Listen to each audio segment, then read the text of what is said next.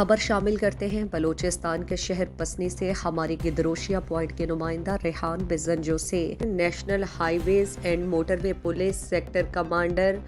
N10 Gwadar وقار احمد کی خصوصی ہدایات پر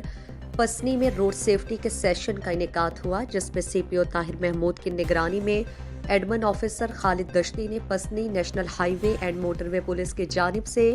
knowledge in English language and teaching institute Pasni کے طلباء کو روڈ سیفٹی کے حوالے سے آگاہ کیا کہ عوام الناس میں روڈ سیفٹی اور ٹریفک قوانین بارے آگاہی پیدا کر کے بہت سی قیمتی انسانی جانوں کو بچایا جا سکتا ہے، اور پاکستان کے ہر شہری میں اس بارے آگاہی پیدا کرنے کے لیے موٹر وے پولیس اپنے تمام وسائل بروئے کار لاتی رہے گی۔ اس موقع پر PO دودا خان، JPO شبیر احمد اور JPO خلیل احمد شامل رہے۔ آخر میں سوال و جواب کا بھی سیشن منعقد ہوا، جس پر صحیح جوابات دینے پر موٹر وے پولیس کی جانب سے طلباء کو انعامات بھی دیے گئے۔